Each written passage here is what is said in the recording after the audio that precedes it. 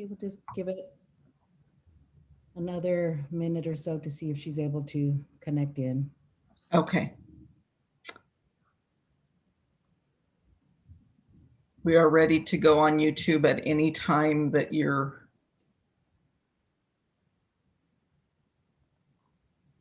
ready to do it, ready to start.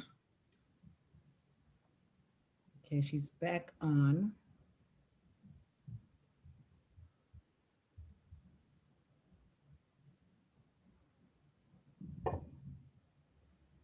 We're getting everybody a little bit late.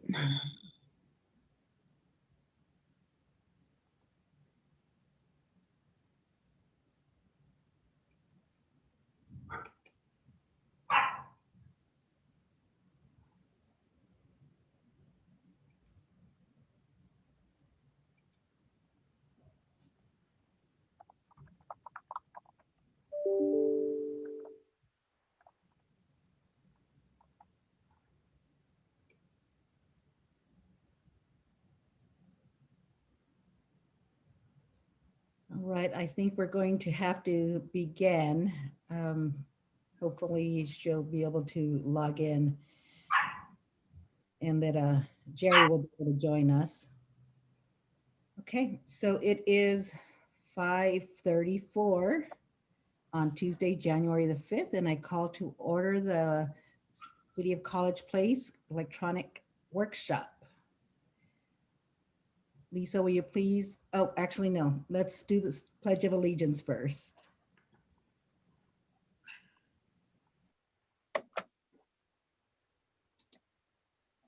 I pledge allegiance to the flag of the United States of America and to the republic for which it stands, one nation, under God, indivisible, with liberty and justice for all.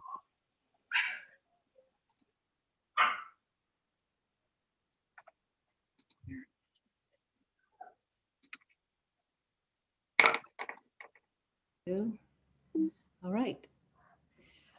Next item is a moment of reflection. And since Councilmember Nyhagen is unable to speak a couple of words for us right now, I would just like for us to take a few moments to reflect on, it's a new year. We're still battling COVID, but let's lift up our country and our city and our citizens, that 2021 will come a lot smoother and healthier.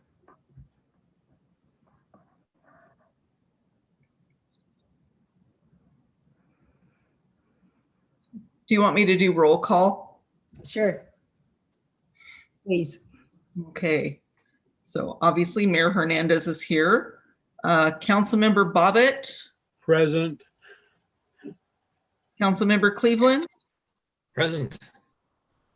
Councilmember Peterson. Present. Councilmember Nyhagen. She's present, but she's muted. But she can hear us now? Yes. Okay. Councilmember Selby. Present. Councilmember Sherman. Present. Councilmember Trope. Present. Okay. We also have presenting with us today Brian Inslow and Megan DeBolt. March. What? And we have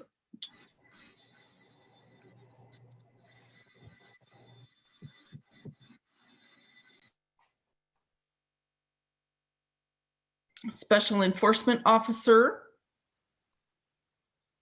and John Boos, our Fire Marshal, John Rickard, Planning Director, and Carolyn Holm, Deputy Clerk, and myself, City Clerk. We do have a quorum. Everybody's here. All right, thank you. Okay, then we'll just move along. So our first workshop topic today is an update on the legislative activities by Mr. Inslow. So you have the floor, sir. Thank you, Madam Mayor, members of the council. I really appreciate the opportunity to talk to you today. Before I get rolling, I'm just going to do a quick Do I sound okay? Do you need me to speak up a little bit or anything like that? Okay, great. I'm seeing a lot of thumbs up. If not, if something happens, feel free to interject and remind me that I need to slow down and take a breath occasionally. This time of year, it gets pretty exciting and pretty hectic. But perhaps delayed for technical difficulties is the unofficial motto of the 2021 session. I think we've all been experiencing what it means to be an organization, whether it's our family, whether it's our community, whether it's our city council, and how we try to convene in a COVID world. And then the difference between just convening and then kind of decision-making processes. So this year's legislative session is going to be virtual.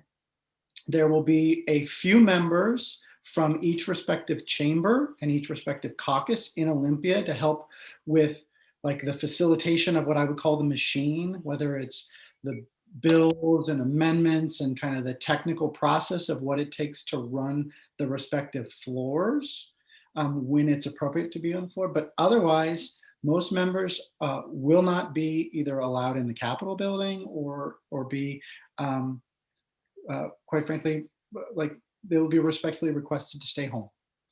So, so they're figuring it out too. And guess what? You all have had a head start because you've been meeting regularly this entire time. And our legislature is one of the few legislatures that has not met since the COVID shutdown. The 2021 legislative session adjourned on March 12th of last year. And my kid's last day of school in person was March 13th. So to kind of orient you, the legislature hasn't been in town since then. Now they've had some committee assembly days and they've tried some things and they've done some things from a public hearing perspective. But I think what we ought to consider is they still haven't figured out how to make a decision as a group in a virtual environment. And I think that's a big leap between just holding a meeting, which even within the meeting construct has some challenges that take a little time to work through. But not being able to get together and hammer things out and kind of come to decisions as an organization in that organic fashion, which our legislature has been doing for 150 years or so, is gonna take some time to adjust. And for those of you that are big fans of like the Federalist Papers and kind of the concept that government is designed to fail, I think this year, more so than ever, kind of that throughput of ideas, whether they're good ideas, whether they're noble ideas that get manifested in a bill and get presented before the public in a public hearing, those ideas and problem solving constructs will not make it to the governor's desk because it's just not going to be the year for that to happen, for this organization to figure out virtually how to come together as a caucus and chew on stuff that traditionally takes some I'm looking for the kind of the right cheeky word, but that's not just like arm twisting, but it's more like good natured cajoling where a member brings disparate groups together and kind of finds where the values are align. So I just want to share that with you as you think about it, because like this isn't the year for a lot of stuff to happen. Now that doesn't mean kind of the large things aren't going to occur. There's going to be an operating budget. There's going to be a capital budget. There's going to be a transportation budget. There's going to be some robust conversations around community policing, kind of what that civil contract between our law enforcement officers and our citizens are. That is going to be talked about. Providing additional opportunities for rent assistance, what it means for foreclosures, how we deal with the COVID economy. Those things are going to be discussed and addressed in some capacity. So those big things are going to happen. Some little things are going to happen, probably. Making, January 25th Mike Rizzatello Day because Mike Rizzatello is the best city manager in the state. There's probably capacity to do that or to make the Razor Clam the state bivalve or things of that nature. But thinking about like, can we get some sort of technical change to the Growth Management Act that requires like environmental groups like FutureWise and then like our public works directors to come together and kind of hammer out some things? those are the kinds of things that aren't going to happen. And so that's what I want to kind of like share with you. And I'm not saying that to be negative. I'm just saying, here's just big picture, like context of how I kind of see like what it means to be in a virtual environment and what's practicable and what's not practicable. So that's what's different. What's the same is at the end of the day, it's still going to be some people in a room hammering something out. Perhaps it's a virtual room and perhaps it's fewer people, but there is still going to be things happening that at the end of the day are just people coming together compromising. And there are going to be compromises around an operating budget. It looks like there's going to be compromises around a revenue package, and I'll talk more about that in a moment. Transportation package looks a little bit more difficult at this time. And there will likely be a capital budget that includes community projects. And I'll definitely talk more about that in just 1 second. So, operating revenue and the general overall fiscal health of your community and communities by and large in Washington state are complicated to kind of ferret out. We thought in last April that we were facing a fiscal cliff. Our state revenue forecast moved billions of dollars in June into the negative. So 2-year budget process, $50 billion budget. In June, we said we were out of balance by like $5 billion for this year, for this 2-year cycle, and then $5 billion for the next 2-year cycle. So 10% out of balance based on what was the prediction in June. Every subsequent month, we've said, oh wait, we're not that bad off. And we've added money back in. Now, we still have a revenue forecast that is what I would call pessimistic. It kind of looks like this. But what's happened in Main Street, what's happened on Amazon, what's happened, I bought a trampoline, I bought new bikes for my kids, I thought about a hot tub, I couldn't find one at Costco. Like you've seen it, sales tax and multifamily starts and single starts, all those things that drive the economy in Washington state, which is largely sales tax dependent, have still occurred. And you've probably seen it reflected to some extent in your own. Now, I'm speaking broadly, and I'm not trying to like gloss over or be insensitive to any individual members that have had extreme hardship, because we all know someone in our lives, our family, our community have been touched by COVID in a negative way. But broadly, Wall Street's still hitting all-time highs and sales tax is still coming in Washington state. So that pessimism that's in that Washington forecast, each month that it doesn't arrive, there's more money than you think. Find that phone out there and put it on. So what does that mean? I don't know, but what I can tell you for sure is at this point, if that pessimism does not arrive by the time the legislature goes to sit down and do their budgets, there will be more opportunities for things, other things, specifically like a transportation budget. But right now, the governor had to include a revenue package. The governor, we can talk about that details. I think it's somewhat irrelevant to worry about the details just now, but the big picture is there is a need for a revenue package in a broad consensus in the House and Senate majorities and the governor's office majority that may or may not be there in April if we don't ever achieve that pessimism. So I'm willing to take a breath there. I know I've said a lot, and I'm willing to entertain any questions generally just about the forecast, just fiscal, kind of like generally what we think is going to happen. Or I'm willing to kind of move on to the interplay between the transportation package.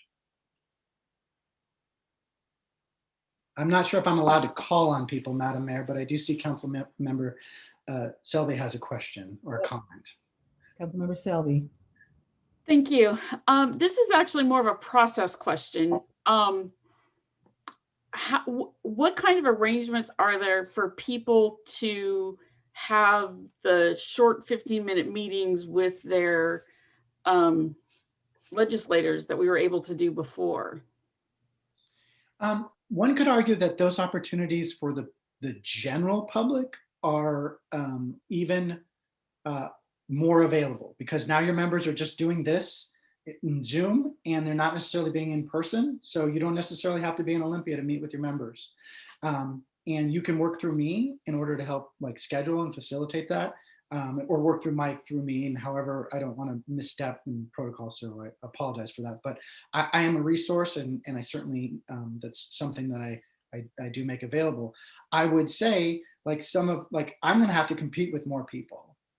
And for me, there's a reason why I know, I had such a good relationship with Megan Blair when she was Representative Neely's LEA, and I know what everyone's coffee orders with the gatekeepers are, because there's going to be more competition for that. So I think some of that normal serendipity that happens where you're just around the water cooler will definitely be impacted.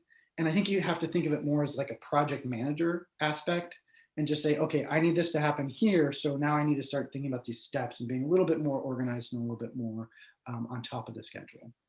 So that's definitely something to consider. Thank you. And I think one thing that we can potentially do is help you out with some of those, where you can say, hey, my council wants to talk to you or something. So let us know, because it's a whole lot easier, like you said, than going all the way over to Olympia. Yeah, I fundamentally believe that that because of your relationships with your legislators, like I can get a meeting for you whenever you want.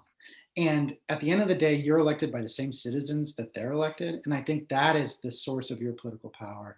And for me, it's just, I tell you, I help you focus and hone that. I tell you when to push and things of that nature.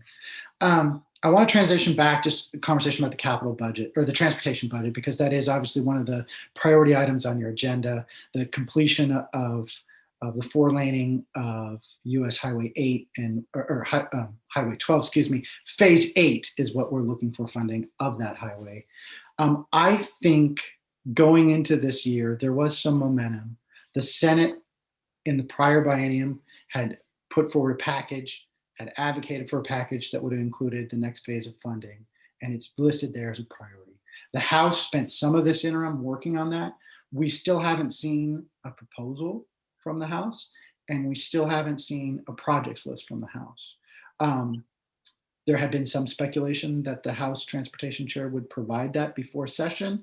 It's still likely that there will be some sort of proposal put forward in early January and early February at the latest. I think my enthusiasm for them being able to do something on the transportation budget has waned a little bit, largely because it's very difficult for you to ask for 2 tax votes from your members in any given year. And again, mentioning that the likelihood of there being an operating vote, the transportation vote might get aced out. It's much like at a local level, you're not going to put the parks levy and the school levy on the same special ballot, right? Those kind of thinking and that kind of concept. So I did want to talk about that. Here's where my optimism is. And my optimism is around infrastructure and largely around mobility and community projects. I think both on the local level, I think projects like Lions Park is a winner. I think that you have 2 newly elected members, a new senator and a new House member, that traditionally, in a traditional environment, are helped out by their caucus. And a lot of times that help looks like helping them find community projects that they can get behind and support and deliver for their community in their first term. So I do find I do think there's a lot of opportunity within our legislative agenda around some of those infrastructure projects, specifically Lions Park. I was talking to your city manager prior to this phone conversation, and I think there'll be a big emphasis on pedestrian safety, bike transportation, trail work, things of that nature that look like green transportation as well. But I think you have one of the best in the business in your city administrator, who is very clever at kind of like moving things around and finding things that look like other things. So maybe you want a ballpark, maybe the state isn't going to fund a ballpark, but maybe the state will fund other things in that project, and then you can free up some money. Those kinds of conversations, those kind of opportunities, I think will be there. We also have to take into consideration that the federal government has now acted on a COVID relief package and a continuation of the operating budget, which creates the opportunity then for the federal government to work on an infrastructure package, which I think from the resources I have and the context I have, it makes sense, and it seems likely that it's something that this new presidential administration can work with the Senate and the House to find some common ground, irrespective of what happens tonight in Georgia and who controls the Senate. An infrastructure package is somewhat bipartisan. And I think that when we start looking at all the things that you have on your agenda, a lot of them are infrastructure related.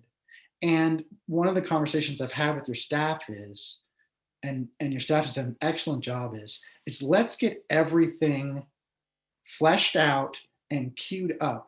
And then as the legislature at the state level and as the delegation at the federal level starts sorting out what the bins are and what the programs are and what those requirements are, then we can kind of push these items that you've identified on your legislative agenda into kind of the appropriate bins.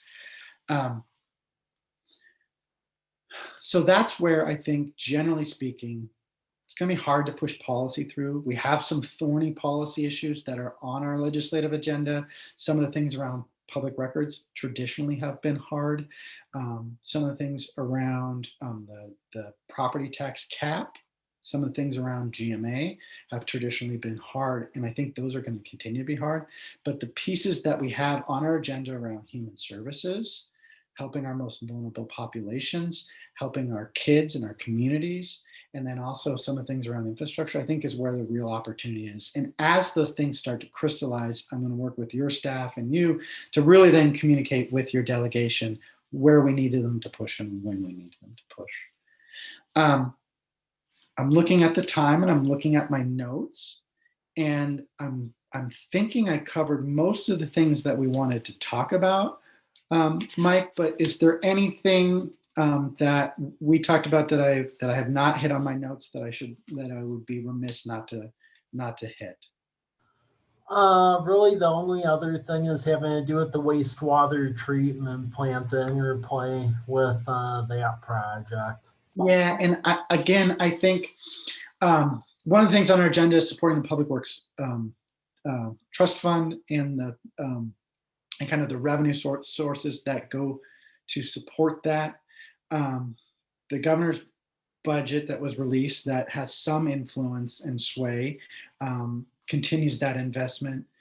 But I think largely my hope is that there will still be some opportunity for kind of regulatory pause given kind of where the economy and the environment's been because of COVID, and two, that there will be some hope in the federal infrastructure progress that process that we have additional tools that can be used for things like sewer lines, wastewater treatment plants, or elements of those broadly.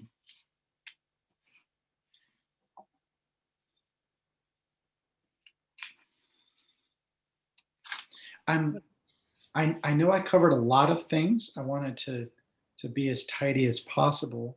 I'm happy to answer any questions. I have a financial background, so I do apologize. I get kind of into the weeds a little bit on some of those things. It certainly intrigues me intellectually. Does anybody have any questions? Oh, Councilmember Peterson?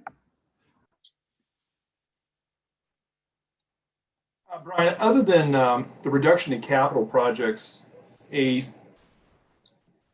budget shortfall at the state, what other ways would that manifest at our local city government?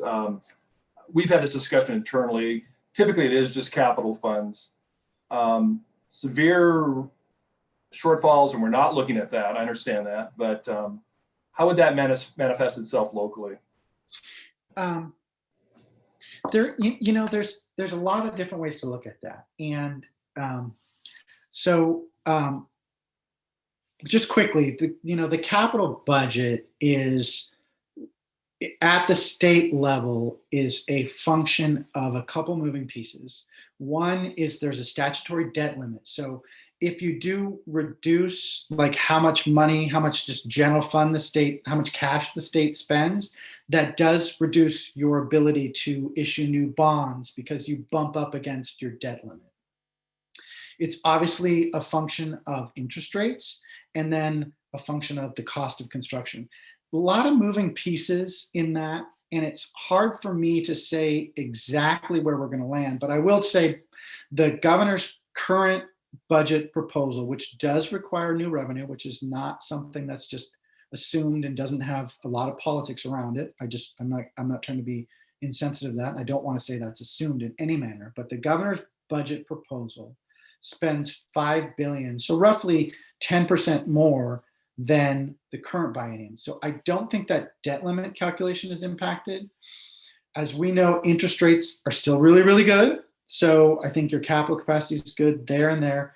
What we also do know is our bids are coming back pretty high. So the cost of construction has gone up. So there are a lot of moving pieces.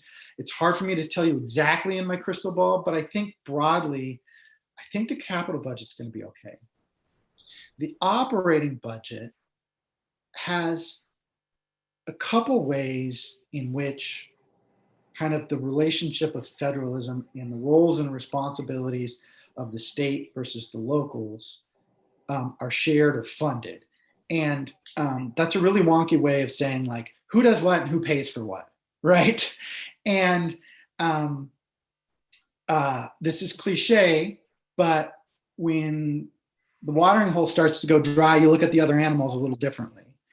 And that happens sometime with state legislators in what they fund and what they pay for versus what they require you to fund or pay for. And sometimes that looks like, what's the difference between what crime is a felony versus what crime is a misdemeanor? Is this person going to go to DOC or is this person going to stay at a local jail? And there will be a hard look at what the size of the state's prison population is, and is that appropriate for the state in this fiscal context? That's just one, but the budget is fraught with those kinds of things. There are what I would call state shared revenues, which are formulaic treasurer transfers. So they go from the state bank account directly to your bank account. And some of those are on sales tax, like streamlined sales tax mitigation. Some of those are on just county and city criminal justice assistance accounts. And some of that is on the local share of marijuana revenue. There's a series of accounts. If I haven't said this 3 times already, I'll say it a 4th time. You have like one of the sharpest city administrators in the business, so I'm sure he can fill you in on every single little treasurer's transfer you get in the exact amounts.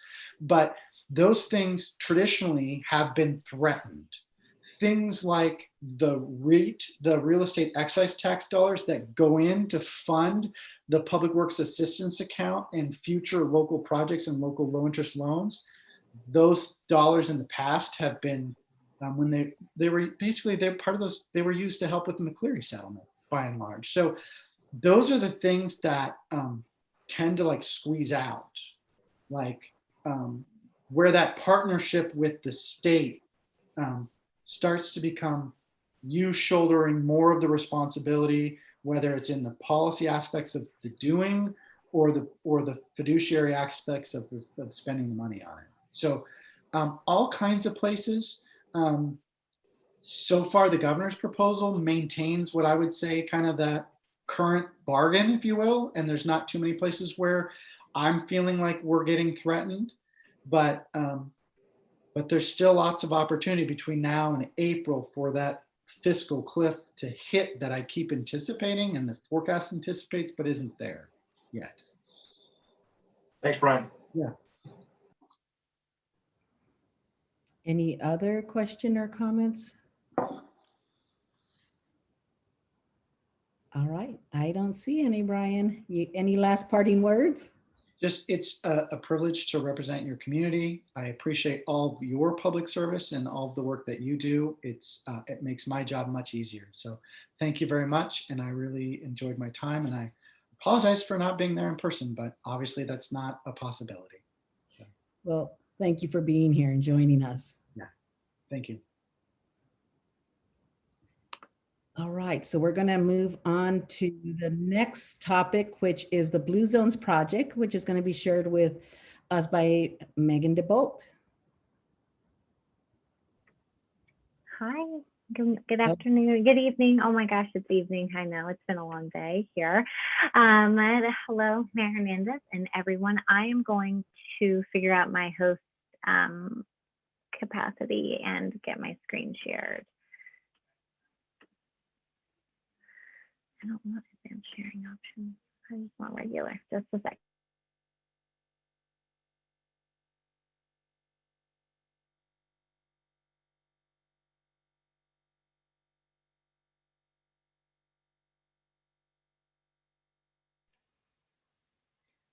You should have a menu at the bottom that gives you the option to share.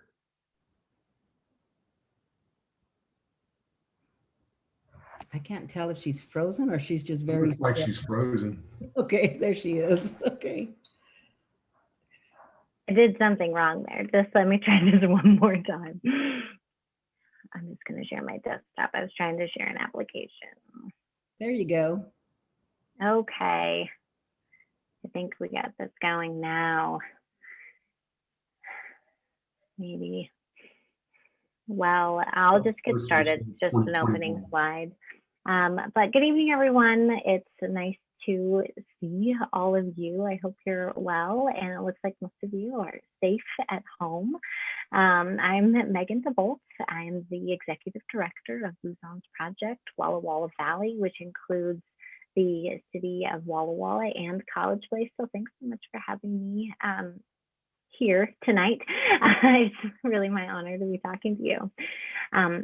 So really my goal tonight is just to share, what Blue Zones Project is and a little bit about our team and what the next really like 6 months will look like for Blue Zones Project and how we hope to engage with the city of Walla Walla as with other organizations in the community.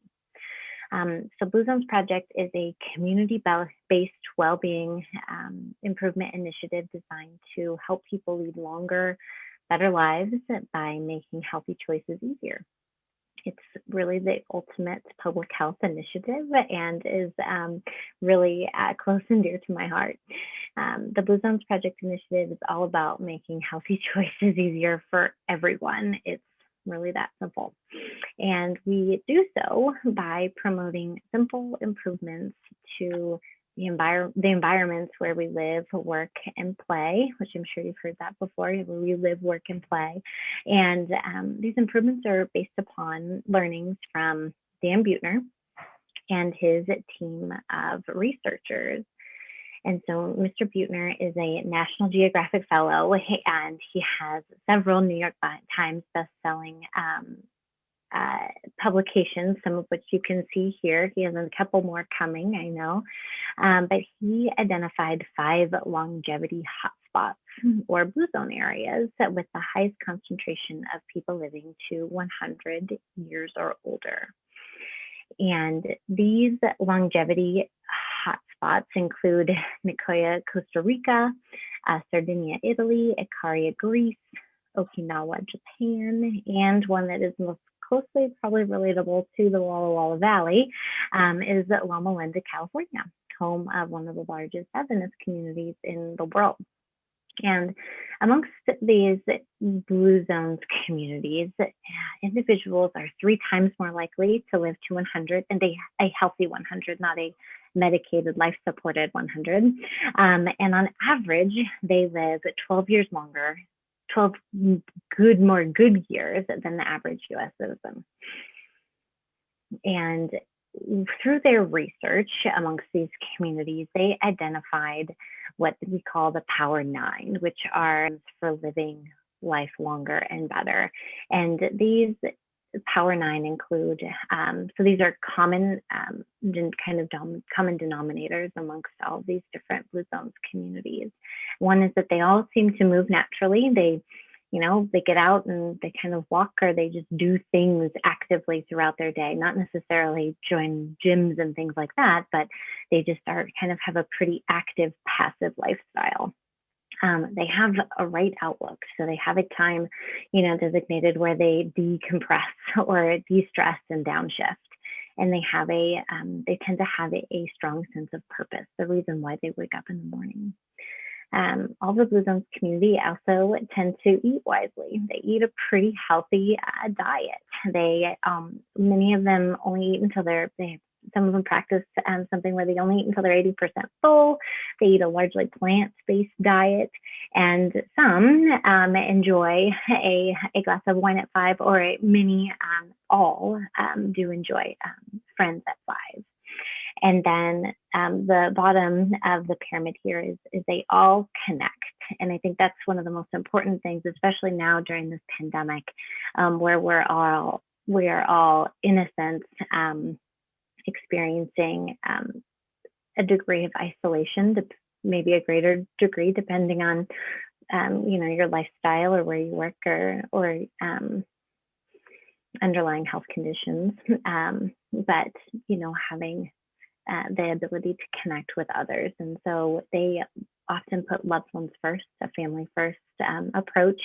They have a sense of belonging, and they have what's called the right tribe, where they surround themselves with people who have a similar desire to lead a healthy lifestyle.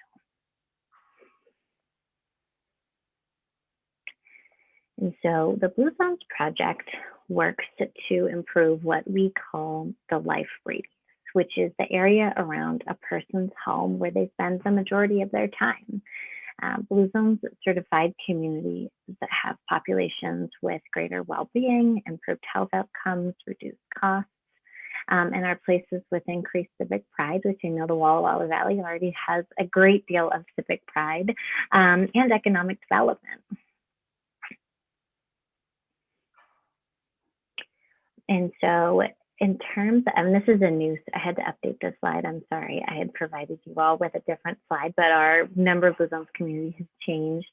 The Blue Zones Project has incorporated Dan Buettner's findings and works to create our community-based well-being improvement initiative in 56 communities across North America, and has impacted more than 3.8 million individual lives. And now you can see up there at the southeastern corner of Washington State, where Walla Walla Valley is, which is really exciting.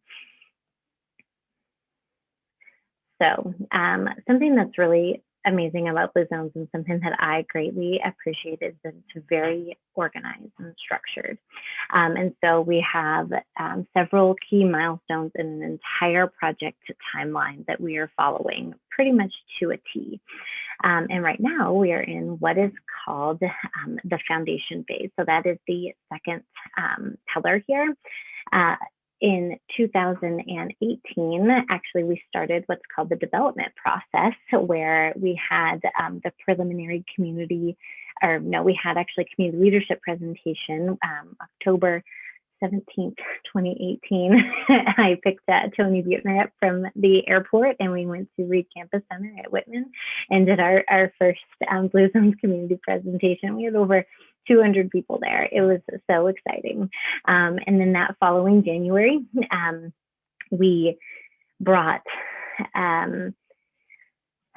Blue Zones site visit team out to the Valley to really determine if our community was in a state of readiness to become a Blue Zones Project community, and ended up that through several focus groups and one-on-one conversations and presentations, that Blue Zones Project determined that yes, Walla Walla Valley would be a great place to launch a Blue Zones Project. And this by no means was a surprise to many of us who were part of the site visit process. We kind of feel like Walla Walla Valley is a key place for Blue Zones Project. Not only are we at the base of the Blue Mountains, but we have a lot of Blue Zones like initiatives and work going on within the Valley already that we can capitalize on and help to coordinate with, and really ultimately elevate and provide some capacity to, hopefully, throughout our project. So I'm just going to move to this foundation phase. And so right now we are in the foundation phase. We had a community announcement, we've hired our team, and we went through a lot of training. Oh my goodness, I didn't know that my brain had any more capacity to learn new things, but it does, which is great. And what we're going to be entering into now, I keep saying, I've been so used to saying, like, well, in January, after the new year, but now it is here. Thank goodness it is 2021. Cheers to you all. We're moving into this discovery and community input phase. So we're going to be holding, I've already reached out to Mike. I don't know now, Mike, how many times have I emailed you?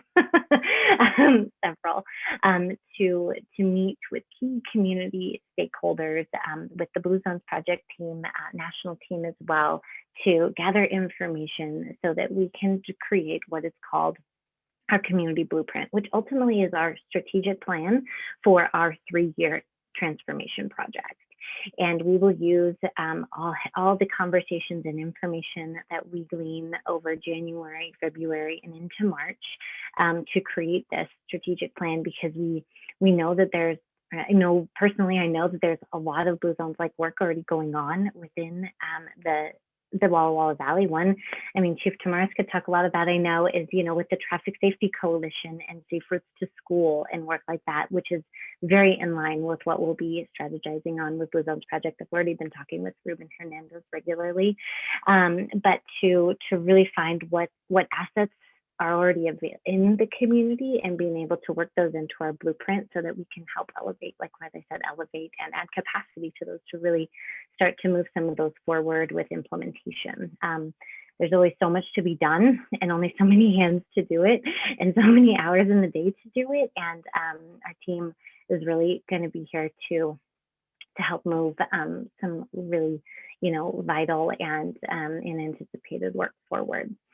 And what that'll look like to gather all this information over the next month will be a lot of course, all virtual meetings, which are fun and exhausting at the same time. I think my eyes begin to twitch by about 4 o'clock every day. And we'll also, a lot of meetings, we'll actually have a policy summit, which will be really exciting for built environment and for food policy and tobacco policy in February. That will all go into that blueprint. And then another piece that we'll be working on is putting together all of our committees. I know all of you love to be on committees. I know you do. I love serving on committees with many of you. Sometimes it's like death by committee, I know, but really committee work and working with our community is the foundation of Blue Zones. It's community volunteers and volunteers who volunteer their time to being on committees, whether it's focus committees like on food policy committee or a schools committee or our faith-based committee, or if it's our steering committee, which we will definitely be reaching out to the City of College Place. I've already talked to Mike a little bit about the City of College Place having a seat on our steering committee, which really is going to be our guiding light for our Blue Zones project team to be vetting things through, and also to approve and help us move forward our community blueprint. And then my team and I are the local Blue Zones project team of specialists. And then we have a Blue Zones project national team, and then global experts as well, which is really exciting. One of those global experts, I don't know if any of you have ever met Dan Burden. He is a built environment expert. He actually came here during our Blue Zone site visit, and he'd been to Walla Walla several times. He lives on the western side of the state, but he's all things walkability. He's actually one of the experts with Mark Fenton on the Walkability Institute that Councilmember Sherman and I are participating in with the MPL and Department of Community Health and County Public Works Department in the state. And so it's kind of fun to see where things overlap within this world. And so this is just a really broad overview of all the committees that we're going to be convening. Hopefully, we will not duplicate any committees. So right now we're kind of thinking about, okay, are there any local committees who already do this kind of work? And we know that there are some. And so really we will be reaching out to those who run those committees and saying, hey, could we join you to help?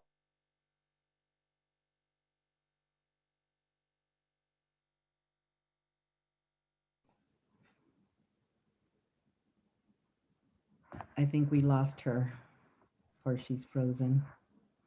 Megan, if you can hear us, you're frozen on our end.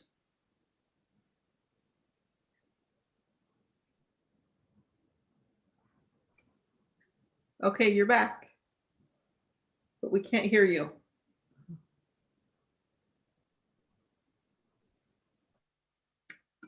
We're not getting any sound, Megan. Can you hear me now? Yes. Oh, good. I'm just gonna take off my headphones and try to get back into here. Can you see my screen? Okay. Yes, we can. That was a lovely family picture. Oh, thanks. The days that we clean ourselves up still. Sorry, I'm at Silver Mountain Resort in Kellogg, Idaho, and I've been skiing all day with my 2 kids. I'm mildly exhausted, but I was like, we can make this just a good day. But leading from all of our committees, I'm going to move us through, it becomes this blueprint. I keep talking about the blueprint, but it is just so critical because it is the framework that all of our work will do. And really our goal to have the blueprint done is April 2021. And so our foundation phase is the first 6 months, which started in November, with hiring our team and getting things going. Our goal is to have that blueprint done by April. And then we can get going. I know it'll look a little different probably, but hopefully, who knows with community wide vaccinations for COVID-19. I used to know a lot about that stuff, but I haven't kept off on all of it as much as I used to. But we'll engage with the community in a safe manner, of course. But it'll be really exciting to get to work and get to doing some things. I think that's something that I know our Valley is hungry for, is connecting and also implementation and getting things done.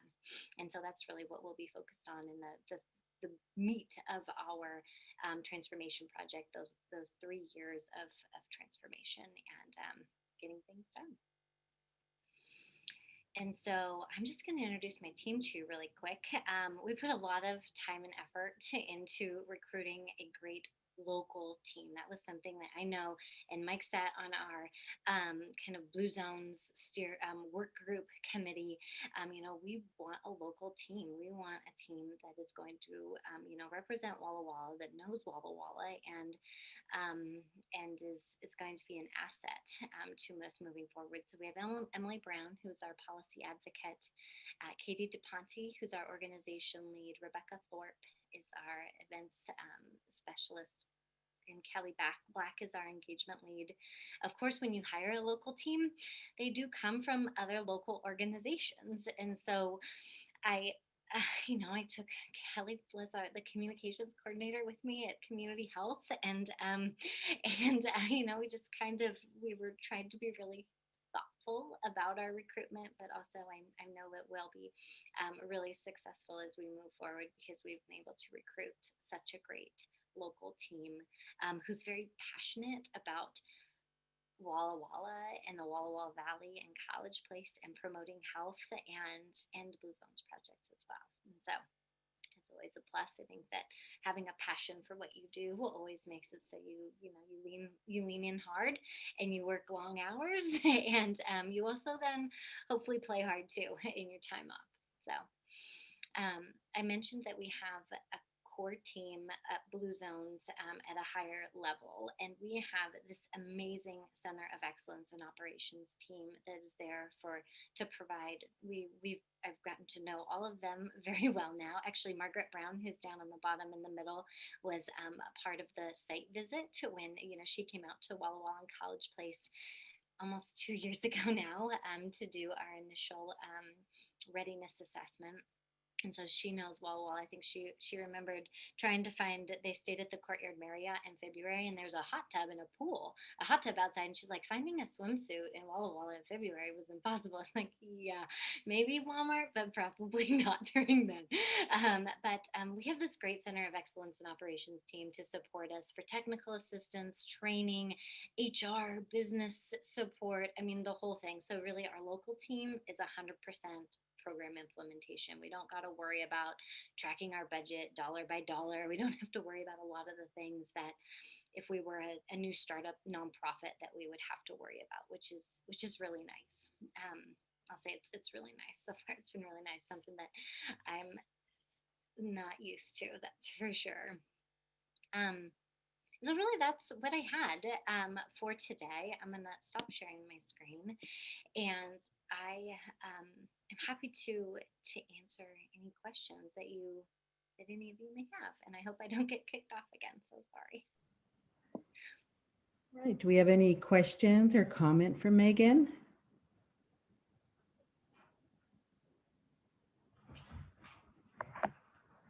Doesn't look like it, Megan. No. Oh, wait, Councilmember Shelby. Sherman has some. I just wanted to say, Megan, I'm really excited to see you in this role and that you're still working so hard for our community. And how have you had to change things as far as ideas for bringing community together when we're not supposed to be? You know, I think that we definitely are having to get creative, right? And I will say I am so excited to continue to get to serve the greater Walla Walla Valley community. It's near and dear to my heart and a place that I call home now, even though I'm from just across the border in Oregon. It's a lot of fun. But, you know, engaging the community is going to be a learning opportunity, a growth opportunity, and we're going to try to learn from other organizations in the community who have done it, who've failed and also done it well, learning from others' mistakes. I know that we're going to work with organizations who are already connected with neighborhoods, especially. That's going to be something where we really work with. So just the other day I'd emailed Mike, and we were looking for neighborhood engagement leaders or organizers, and I knew, of course, the ones in with commitment to community and with the city of Walla Walla, but then connecting with Mike for the get information about the Whitman Fellow, who's going to be doing that work in College Place as well, but working with you all too. I think that that's something that is so critical is personal professional connections and relationships are going to be key to engaging our community in this odd virtual world. And then as it is safe, even in a small capacity, starting to connect in person in a safe way, whether that's a walking meeting, with a walking group that's getting going, in the Davis Elementary School neighborhood or going and having a really physically distanced meeting out at the airport in their large room or something like that, but taking as many precautions and all the precautions, which I'm still pretty up to date on. But then also, I think it takes, I can't remember his name, but with legislative priorities and setting meetings with Congress members and representatives, it takes like 3 extra steps of planning. It can't just be on a whim. You run into somebody, which I do run into people at like Coffee Park and Starbucks a lot still, which is really funny. And somehow they still recognize you, even with a mask on. And even just the craziest places I run into people. But it's not going to happen as organically as maybe it would have in the past like that. But also just, getting in front of you all and answering questions and engaging like this, as long as we have to, we'll do it. And as soon as we can, we'll be meeting in person, engaging in person as much as we possibly can. But we'll also there's Blue Zones project communities throughout the country who have been working virtually throughout this throughout 2020, and they've thought about some creative ways to continue to do Blue Zones work, which is largely in-person engaged work, but they've tried some new things, and so we'll also be learning from them when the time comes to start our implementation work. Like the Walkability Institute, which we have a meeting tomorrow morning, right? Thank you. Megan, I have a question. I know that Walla Walla University, in our community, is a partner here. What type of, what do you expect to do with them? What kind of activities or what's going to be happening with Walla Walla University that might be able to engage our citizens or even us at the city? Yeah, so we're working really closely with David Hernandez and the Center for Humanitarian Engagement, which is great, kind of their volunteer workforce there through the university, which is so amazing having 3 colleges within our small valley, and all of those hungry minds and potential interns and volunteers to work alongside us and learn alongside us. But the university is going to be such a key partner. I have dreams for the university to, of course, become like a Blue Zones Project campus and other things. But we'll be, working with them. We have them, on our food policy work group, with Eden's Pantry, and working with them in that. We'll have them, within our built environment policy work group as well. And some of the community gardens, I know that they have on the docket, and I think possibly have even leased some space, potentially from City of College Place. And so working with them at that level, but then also, the Walwell University is also our fiscal agent as well, with Adventist Health. And so working with them really closely in terms of their input and guidance on our steering and governance committees as well. And all the amazing connections, I've had so many great Walwell University faculty member and students within our office at Community Health, and they're just so thoughtful and fun to work with, and really in tune, I think, at times too, with their campus needs, and then the greater needs and connections that they have with local College Place businesses. And I gotta echo, City Manager Mike is like one of the best connected, and has like just a wealth of information. I was like, hey Mike, what did you think about, or who do you know? And he's got that right at like the tip of his tongue, which is so wonderful. And so that's really where we're going to be working there.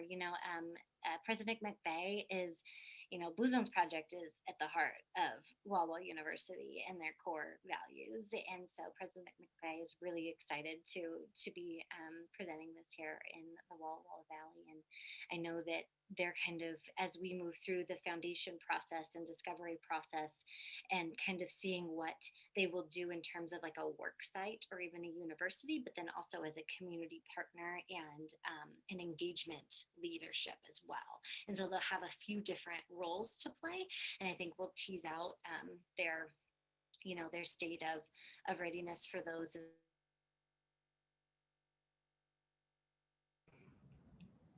And we lost her.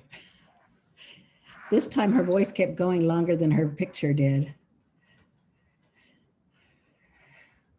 Okay, I'm not sure she's going to be able to reconnect.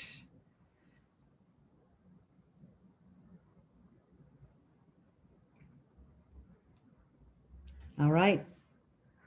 Well, Megan, if you can hear us, thank you very much. We appreciated you being here. All right, Lisa, can you see if she's trying to reconnect? No, it looks like she's out. Okay. All right, so let's move on then. Next on the agenda is the DCO Road parking discussion. As you all recall, back on, was it November 25th, I think it was, 24th. November 24th, the council passed resolution number 20-049 regarding limiting parking on DCO Road for the, what side? The south side of the street for public safety reasons. Then on our last council meeting, which was December 8th, we had a number of residents of DCO Road come share with us their concerns and their thoughts and their feedback regarding limiting parking there and the effects that they felt that it was going to have on their neighborhood. So keeping in mind what their concerns, I wanted us to acknowledge that they had some concerns and kind of looking to see what, if anything, can be done to keep public safety, but help accommodate a bit more of parking for the citizens that live there in that street. Mike and I were talking, and so I wanted to get a better idea of how the resolution, the details of the resolution came up, where they decided to restrict parking and how it happened. And it turns out there really wasn't a big scientific data to look at that. It was kind of just decided. And so I thought that we're obligated to do a little bit more consideration regarding the safety and where the setback should be as far as parking. And as you could see here in the packet, Lisa included everything that we already had looked at once before. And I'm not sure if any of you all had a chance to drive down DCO Road since the decision, but I have done so a number of times, different times of the day, different days, to try to kind of see what it was like there. And the biggest public safety hazard there in that street I found was when you're driving, let's see, west, you're heading west from Home Depot. So you're heading west on Whitman towards Larch. So if you were turning right onto DCO, yep, that's the big blind spot right there. Oh, there's slight elevation changes, and when you come quickly around that corner, or it's hard to see. It's hard to see right around that corner. However, coming out from DCO onto Whitman, it really wasn't difficult to see the cars.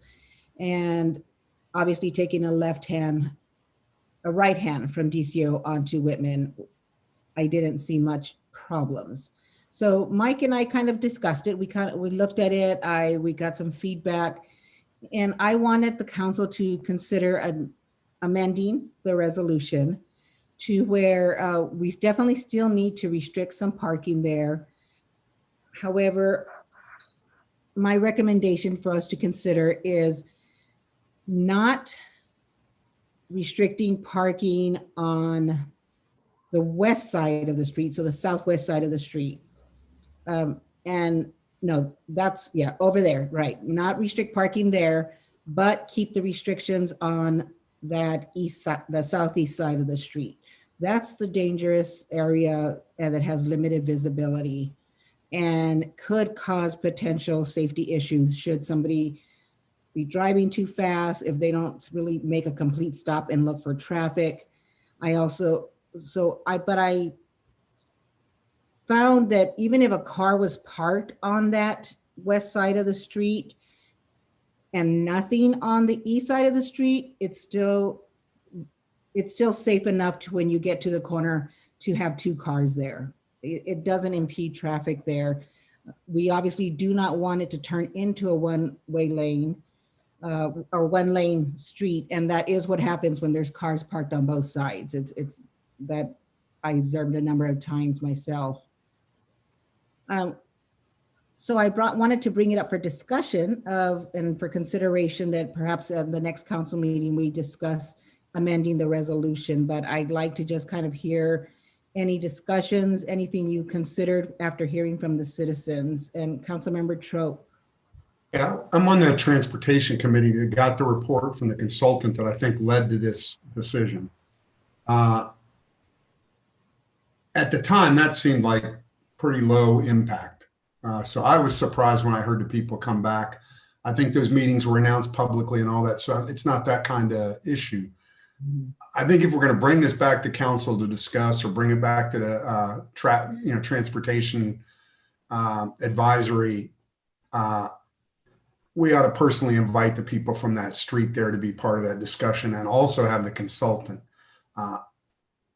When the consultant comes in and they talk to you, they have a lot of expertise, and you're looking for reasons not to do it. I didn't have any experience with that road, and it wasn't that highlighted. But if we're going to take this on, I think we ought to bring that consultant as well as the citizens in for that conversation. Okay, so go ahead.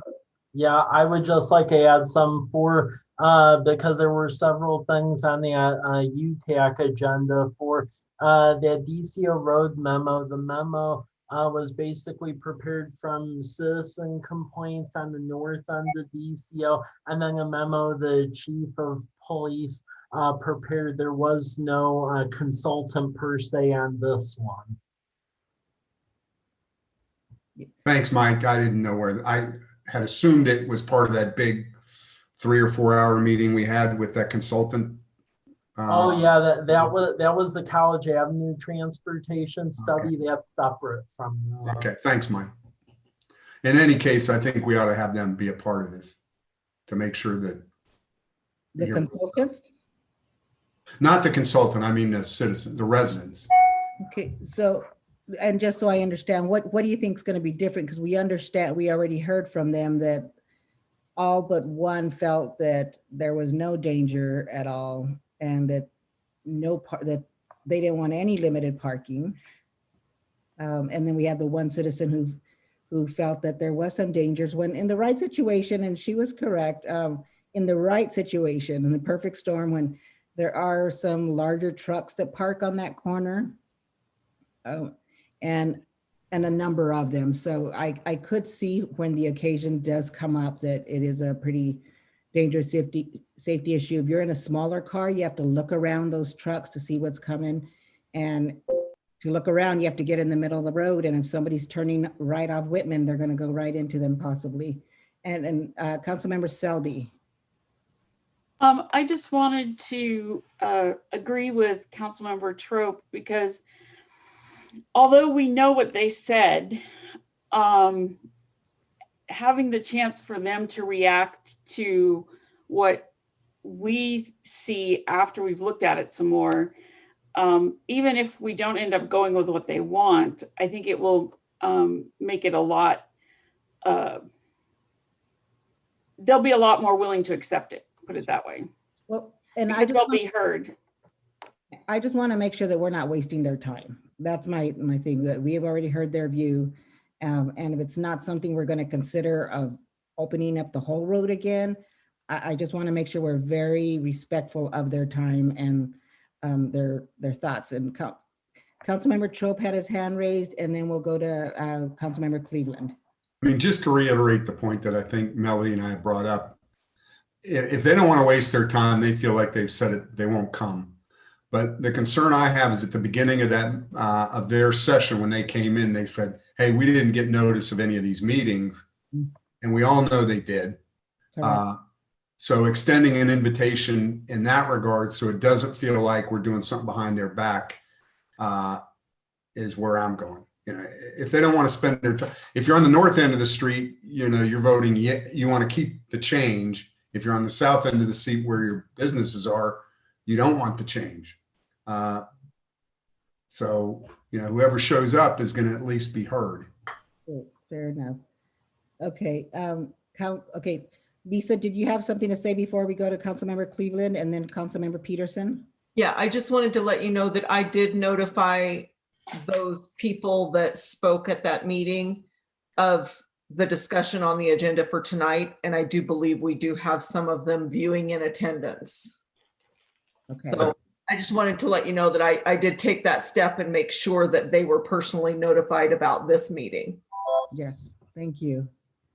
Okay, Councilmember Cleveland.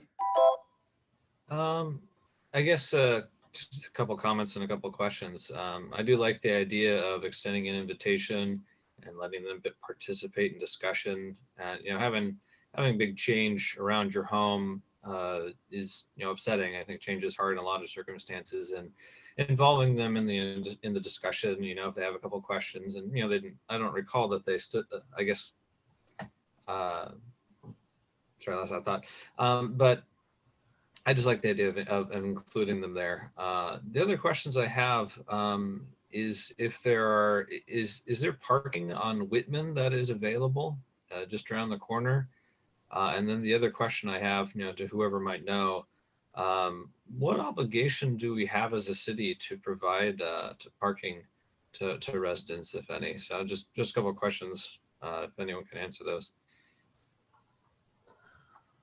Mike, answer those. Well, yeah, I can answer some of them. So Whitman Drive, there is no parking on Whitman Drive. So that you have basically the middle turn lane, you have the 2 traffic lanes, you have the multi-purpose path on the north side, sidewalks on the south side. So there isn't any parking on Whitman Drive. As far as obligations of city street parking, it's a city throughway, so legally there is no obligation to provide parking because it's a public city street. So that's my knowledge in that arena. Okay, thank you. Appreciate that. Councilmember Peterson? Yes, Mayor. What would the format of this meeting with the citizens be? Is this a council meeting? Is this what would that meeting look like? And Councilmember Trope or Selby, because my thinking was to bring it up at the council meeting for a vote whether or not we amend it. But of course, there's always a public speaking period, or if you wanted to hear more discussion, you let me know. I'm happy to work with what you feel is best. Do we think this is a big enough issue to send it back to committee, the planning commission, or whoever it came from? Yeah, it came from the Utilities and Transportation Advisory Commission. I mean, they are meeting again in February, so. So I should also mention that we checked with legal counsel, and since the resolution has been voted, we are legally obligated to get those signs up as soon as we have them. So something to consider is, do we put them up and then take them back down? When, if it changes, but for currently, we are legally obligated to get those no parking signs up. And I'm not sure when we were getting them. I believe we should be getting them. If we don't have them already, they should be coming soon. Mike, do you know? I believe they're still on order. Okay, so Paul had thought it would be about a 6-week period from the time that it was voted, because he did order them already. So legal counsel did want us to be aware of that, unless we amend it, we are legally obligated to get them up. Mayor, I had another follow-up question there. And I understand what you're expressing there. West side, open it up is one of the considerations. I wanted to get some clarification of your thoughts on the east side. And the danger of this just comes down to asking everybody what they want to order for lunch. But is it possible to have another option on the east side, that there would be no parking just for 40 to 60 feet, where it says Northeast DCO Road there, the first next to Whitman?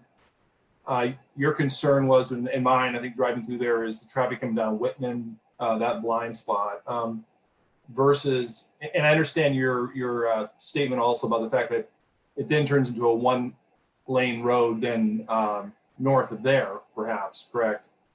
But is that not enough? You're thinking right now, just open that up for 40 to 60 feet there? Correct. So up to where I think where the 24-foot starts. Mike, is that what we had looked at? Or up to starting at, maybe starting at the driveway of that, at that house on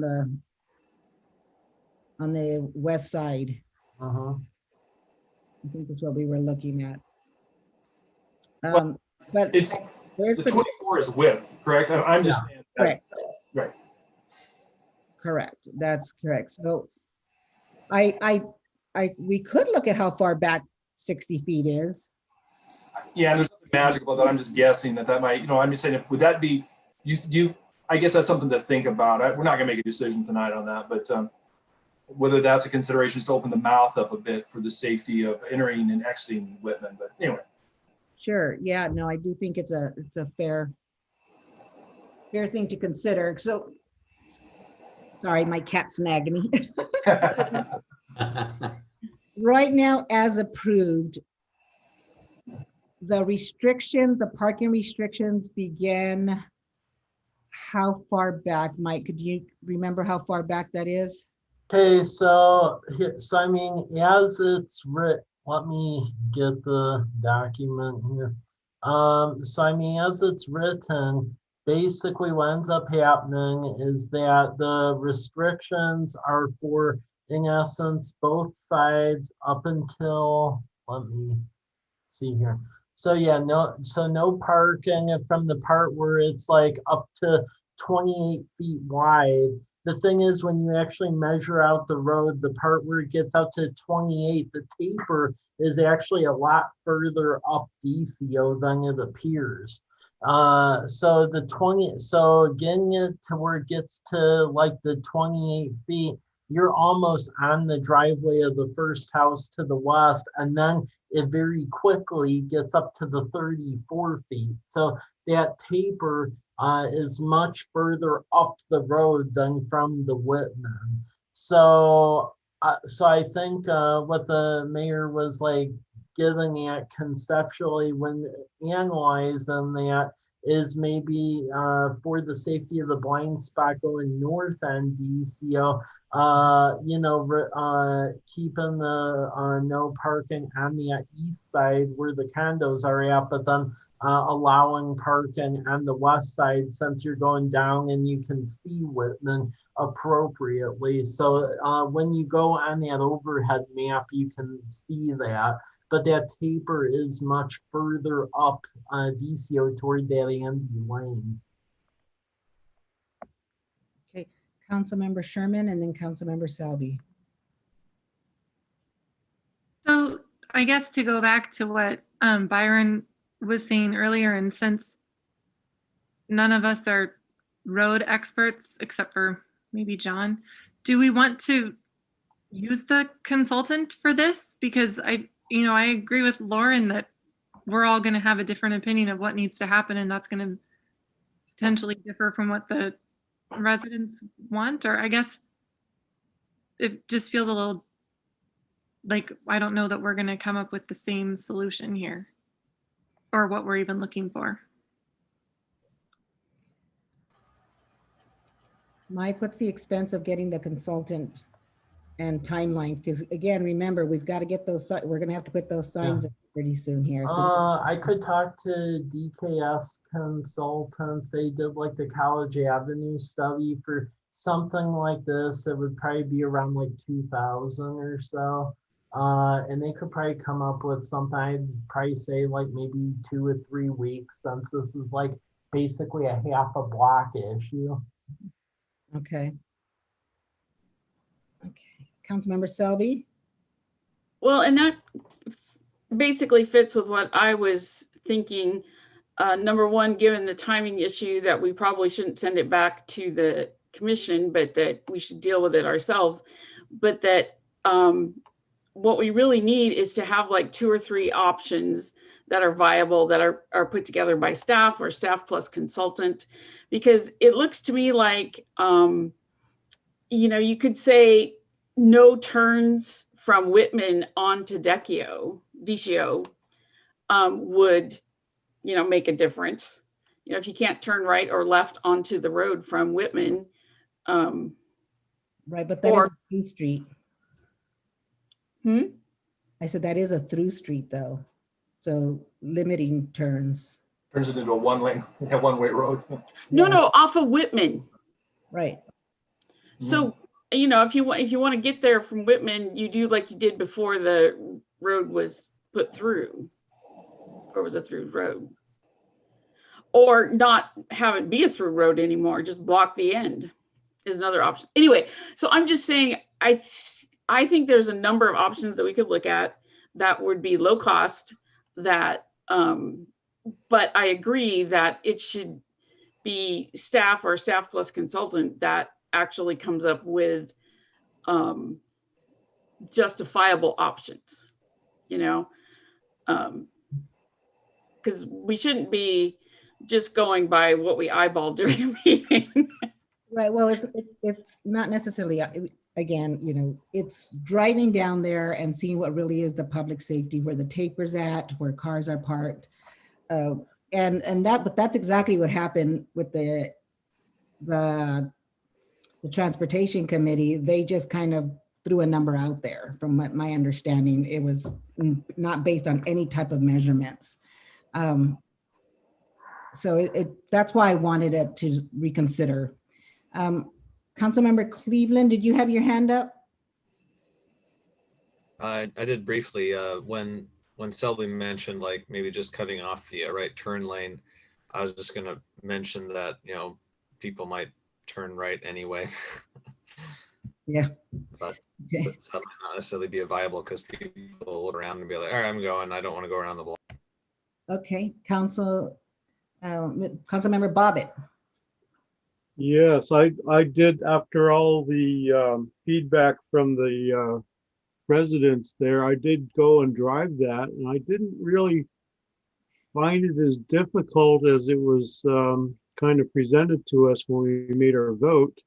And I don't have a problem as a council member to make a motion to put this thing on hold or reconsider it, but it really sounds like we need to get those residents involved in that discussion, along with those who lay out these kind of roads. But I didn't really find it as difficult to deal with that. And when I drive in a residential area like that, I'm not going fast, you know, and I don't know. I find more blind spots trying to get onto 12th Avenue from Sunbridge than I do actually driving that road and trying to assess, you know, its maneuverability and safety. The only blind spot I really found was turning right off of Women into DCO, because again, there's an elevation there. And that's why I was making a recommendation. And again, it's just for discussion. It's not my preference. Yeah. But and Councilmember Cleveland, and then Councilmember Trope. Yeah, I did before our council meeting when we originally voted on it to clear the parking on either side. I drove through there, and there happened to be a large truck on one side, and I don't remember what kind of vehicle was on the other, but I had to slam on the brakes because it got so narrow so quickly when there were two vehicles on either side. So my experience was different than Jerry's, that it was pretty harrowing. Like, whoa, I need to slow down here. And it did go down to one lane. There was not room for two cars for, you know, maybe 20 feet or so because of the length of the vehicle, the semi or whatnot that was parked on one side. So just sharing my experience with what I had there. And that was my experience a number of times. Again, especially when the large trucks are parked there. I think there was a semi and maybe a large, maybe type of construction truck kind of thing that was parked there, and another one had a trailer. But Lisa had something to say, and then we're going to go back to Councilmember Trope. I just wanted to offer to put it on the agenda for the next meeting to put a pause on the resolution if you need to. I'm not quite sure. We can consult with Ree as to that, but if you want to put a vote to pause the resolution give a specific amount of time for the study or consultant or whatever, I'm happy to add that to our agenda for the next meeting. Okay. Councilmember Trope? You know, I did not go down this street before the vote. I went down the street when the citizens came and complained. I guess my comment is more process oriented. I think putting this in a workshop like this, where we have some proposals to discuss, invite those people so that we can come up with a viable solution. It does seem to me part of them want change, part of them don't want change. That's typically the nature of things. Mm-hmm. I don't think we can solve that tonight because I don't think we have enough detail, enough expertise. It's all anecdotal. So I think having a workshop for that rather than having a meeting where we try to approve something that we kind of, I'm not going to say wing it on, but don't give it appropriate due diligence isn't appropriate. So if that means a pause, if that's legitimate, you know, I would certainly be in favor of that. Okay. And Councilmember Sherman, did I see your hand up? You did. I changed my mind. Okay. Councilmember Cleveland? I guess I just kind of like to echo Brian that I like the idea of the pause, and I like Selby's idea of having staff present us with a few different options with pros and cons about it. Those are just my feelings on it. Thanks. Great, great. Any other comments or thoughts? Okay, so Lisa, let's go ahead and plan on putting that on the agenda. I think we'll need to send out an email to Ree and see if that's something that we're okay, that's okay to do. And if it is, let's put it on the agenda for next board meeting. Okay. Do you want to schedule a special workshop for this? Well, I'm not sure we can at this time because from what I understand, we want information at that workshop. So Yeah, we need to get the consultant. Okay, so you're going to look at getting a consultant. Yeah. Okay. Yeah, so we need some time. Okay, I will talk to Ree. Perfect, thank you. Thank you. Any other thoughts or comments? Great, wonderful conversation. I thank you all so very much for your willingness to have a conversation on it and consider some potential changes. Okay, so we're going to move on then to the Walla Walla Valley Housing Needs Assessment, and Mr. Rickard is going to discuss that. Okay, I'm just waiting to be able to share my screen here. And you should be able to. Okay. All right, can you see the memo up there? Yes. Okay, great. As you guys are all aware, we partnered with the city of Walla Walla, Dayton, Waitsburg, and the county to do a Walla Walla Regional Housing Action Plan, and part of that is to do a housing needs assessment. And so that's what this memorandum is. So I'm going to hit some of the highlights on it, and I just want to remind you that I'm not a demographer, so I can't necessarily explain all of the statistics in here and whatnot, but we'll go through them. So the good news is that we are growing. The bad news is that we're having growing pains, and we will likely have growing pains for a number of years to come. So that's one of the reasons why we are doing this regional housing action plan. Historically, since 2010, we are growing at about, College Place in particular is the fastest growing city in our county at just under 1%, compared to the city of Walla Walla at 0.61%.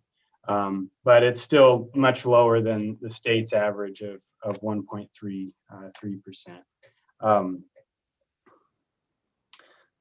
So that's interesting that College Place seems to be on, and we've known that. So it's not new information, but it's nice to hear that repeated again. Moving into some demographics by population. So you can see that Generation Z is our largest percentage of population at 35%. Then the baby boomers, and then the millennials and Generation X are very similar, very close. And then the silent generation would be those born prior to 1945. So the silent generation, a lot of those that generation, they prefer to stay in their home as long as they can, but they are moving when they get into that 80-year-old category. They're moving into assisted living facilities or moving in with their family members. The baby boomer generation, we're finding that they are too preferring to age in place. Generation X, which is my generation, we're the ones having families, preferring single family homes at this point because we're raising families, and so forth. The millennials, they're starting to consider purchasing single family homes, but a lot of them are are renters, but moving into their first-time home buyer category as they age into the 30s. And then the Generation Z, which again was that largest percentage, that 35%, that accounts for people under 20, and they're often college students. So, our college populations are accounted for in that percentage of population. So that is one reason with 3 colleges in the region, you know, we have a higher, probably higher than normal population for Generation Xers. Hispanic populations, they account for 20%, 21% of the population in the county, which is much higher than the state average of 12%. We will continue to see that rise as we grow. Our household size has been shrinking though. So back in the 2000s, we were at, the state was at 2.5, and we were at 2.42, and we've dropped down into 2.34 over the last 10 years essentially. And that is the number that we've been using when we do our population projections. And those numbers are derived from the Office of Financial Management. Employment trends, we're seeing, we did see, we added 725 new jobs since 2002, but we also lost a significant number of jobs. So that was a net gain. We added 929 jobs in the healthcare sector, but we lost other jobs in particular, industrial trades and construction. We lost 384 jobs, transportation communications, 273. So that's where we're at with employment trends. One of the areas that we've seen the increase is in the restaurant and lodging, which is interesting, of course, in the healthcare as well. So as we see some of the higher employment jobs lost and more of the the restaurant and lodging, those are lower income sectors, we're starting to see our income levels drop. We're about 13,500 less than the state average, which is, so the state average is 70,000, and Walla Walla County is at just over 56,000. So that's pretty significant. Moving into our housing inventory, we have just under 20,000 units within the incorporated cities, the 4 cities that we're looking at. And then there's another 25,000 or so in the unincorporated areas, which is going to include, Touchy, Loudon, Burbank as a large area that's adding housing units, and Dixie, those unincorporated areas. And then of that, 65% are detached housing. If you look at College Place, if you look at this Exhibit 7 here, College Place, 59% are detached housing, 26% is like duplexes, townhomes, compared to Walla Walla, which is 11%. So we have a higher percentage of duplexes, but when you get into our multifamily units, we're only at 7% compared to like Walla Walla at 19%. Now we're hoping and planning to see an uptick in that in the next couple of years, adding dwelling units to that multifamily housing, which is going to be a big help.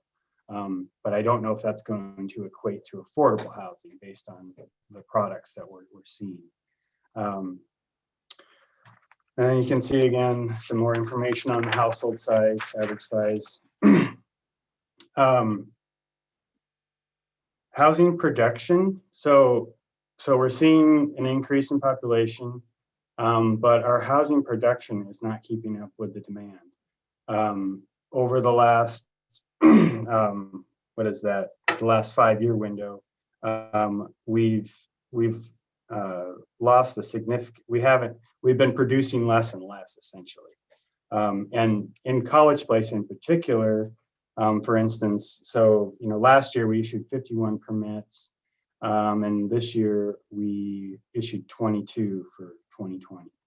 And we added four apartment units.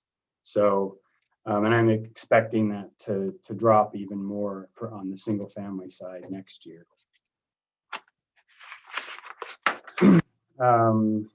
I think that's, move on to the next page.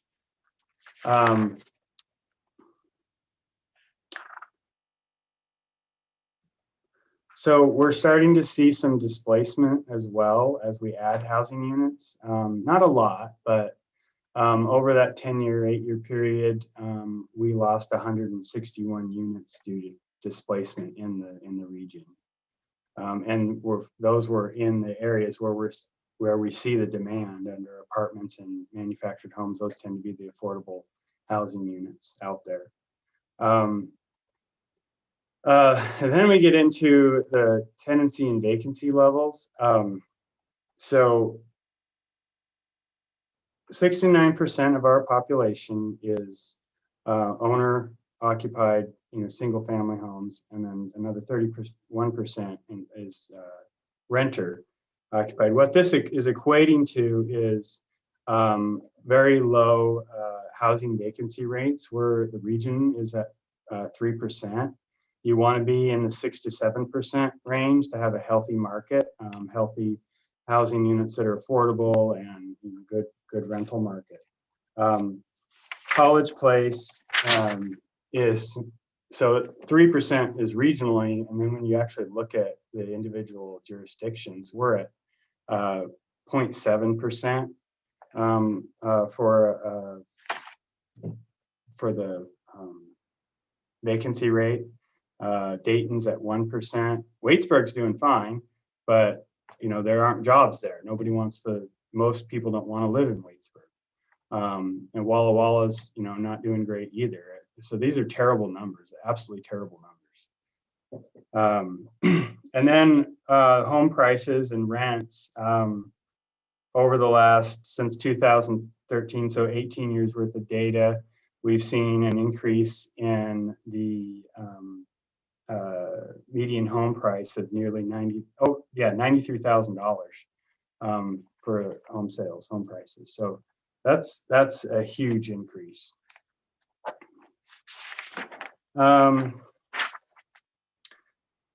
So I'm going to skip through this stuff here. Well, I'm going to stick on this page. Rents. So our rental, HUD has a fair market rent ratio, which should be somewhere in the range of 600 to 80 for like a small efficiency unit, up to 1,500 for 4 bedrooms. And what we're seeing is we don't have the inventory out there, and these would be quality units available on the market. Housing attainability. So this is an interesting. So the cost burden for home ownership. You're considered cost burdened if you pay over 30% of your gross income on housing. And then you're considered severely cost burdened if you pay over 50% of your gross income on housing. So on our housing cost for home ownership, College Place is doing pretty well. But in Dayton, Waitsburg, we're doing great actually in terms of being cost burdened. But in terms of like Dayton, Waitsburg, Walla Walla, they're 8.3% of their homeowners are cost burdened. Severely cost burdened, however, on the rental side of things, where 20% of our population is severely cost burdened on the rental side of things. So those are alarming numbers. Let's skip on through to page 12. And back up here. So there's a tool available that the study used to measure economic hardship down here at the bottom. It's called ALICE, Asset Limited Income Constrained Employed. And it was developed through United Way. And so what we found through this study is that in College Place, 50% of our households fall into that Alice category. Washington State, so we're above the average. In Washington State's 33% of households fall into that category. In College Place, we're at 50%, which is the highest among the region. Housing supply gap. So this is that missing middle housing type. And, you know, where we see a lot of, you know, we're doing a lot of traditional single family homes, and we do have some, you know, larger in the rural county, unincorporated county, we do see a lot of, you know, larger estates on larger properties. But what we seem to be missing is, you know, particularly in College Place, there are the more than 3 unit type of apartment complexes, also cottages. So we're looking at units that people either can downsize into, or you know, the rentals, you know, housing for the workforce that's you know, in the retail or restaurant industry. Moving through, let's see, the regional housing needs forecast. So we're predicting that there is a need for nearly 4,000 new dwelling units within the next 20-year planning period. That's what we just went through with our comprehensive plan cycle, and, you know, our battle with the county to try to get some more urban growth area for housing needs. And so that's a lot of housing units, and based on the housing assessment that the county did, nearly 50% of this growth, the housing is expecting that the county is expecting that to take place in excuse me, that I'm losing my train of thought. The housing is expecting that to take place through redevelopment of sites. So sites that already have homes on them. And that's an extreme number to meet our housing demands. So moving on to kind of the tail end of this, just a summary of the needs assessment for College Place anyhow. We have a need for 776 dwelling units over the next 20-year planning period. And in our UGA capacity, we only have the capacity for 429 units. So, and that's assuming that 43% of our housing will be, new housing would take place in infill. And that's a really scary thought, considering that it's pretty unlikely to take place. So that's kind of an overview of the housing needs assessment, and I'd be glad to try to answer any questions that you might have. Thank you, John. Questions, comments from the council? Councilmember Peterson. John, great information there. You know, part of the component of this, and I think the presentation in part addressed the cost of housing. You know, I'm hearing a lot lately of, and I don't know if this is just myth or legend or what, but individuals that are finding housing much less expensive in the Tri-City area, living there, driving to work to Walla Walla in many cases. Are you seeing that, hearing that, or have any support for that sort of a shift? Well, we do hear that, and we see it. I don't think that this memorandum addressed that. Right. And I'm not sure how they could capture that information, but anecdotally, we're hearing and seeing it. It all plays into shortage of buildable space and yeah. Yeah, right. We are hearing that housing is more affordable over in the Tri-Cities area than it is over here. which is one of the reasons I think the county is trying to really promote manufacturing businesses on that side of the county, because they know they're going to get a workforce from the Tri-Cities in this direction, which is still unfortunate because we would like our own citizens to also be able to get jobs in their own county. Well, it's concerning to me that the county is allocating population to unincorporated areas that, like the Burbank area, where they're not an urban, they don't have a UGA. There's no, city there to allocate growth to, but they continue to do it.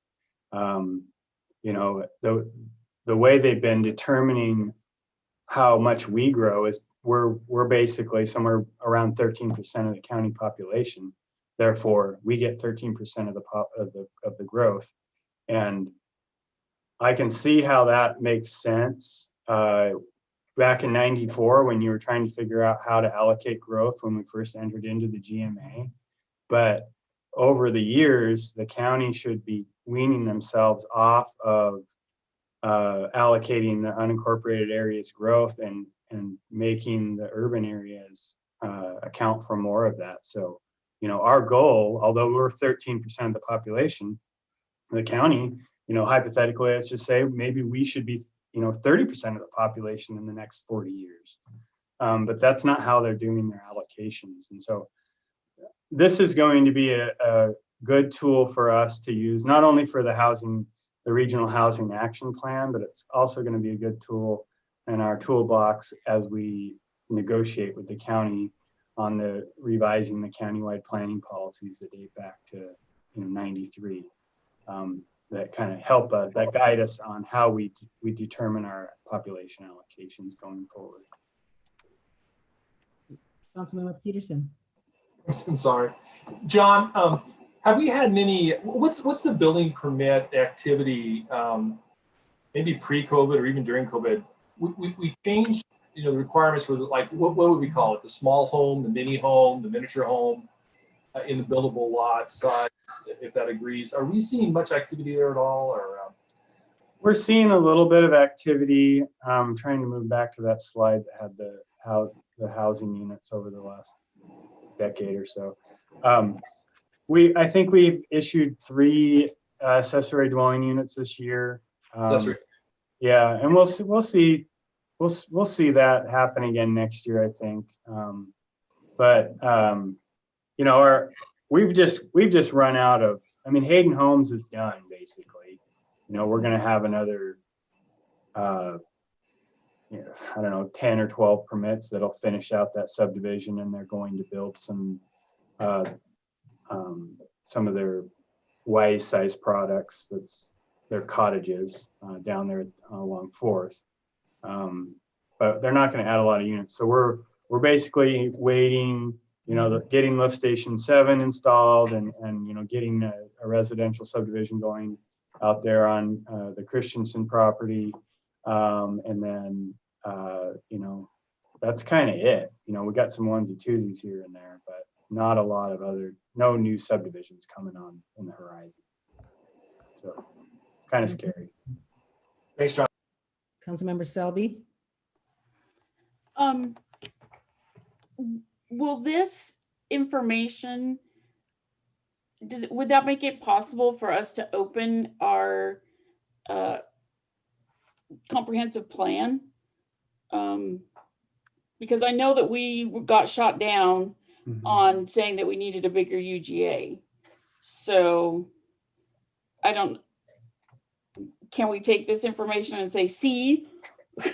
Yes, and that's kind of what I was alluding to just a minute ago when I went off on tangent. Our next major, our required update is in 2026. Next year, we're going to bring Greg in and we're going to do some tweaks to the comp plan here and there, make some minor amendments, but nothing major. But between now and 2026 is when we need to be pressuring the county, and I've initiated discussions with the county planning director, and she's acknowledged this, but we need to really update the countywide planning policies. That is the document that dates from 1993 that gives us the formula of how we determine how much population our communities get. And that's, it's everything from what parcels you exclude from. So do you exclude parcels that have houses on them that are, 3 acres or smaller? What are you pulling out of the formula? So yeah, this will be good information for us planners. Yeah.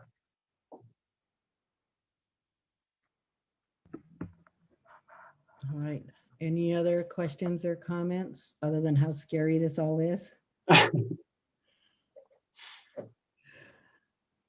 All right. Seeing none. Thank you very much, John. That's definitely some very interesting information. And I hope the county decision makers become a little bit more educated on what growth really entails.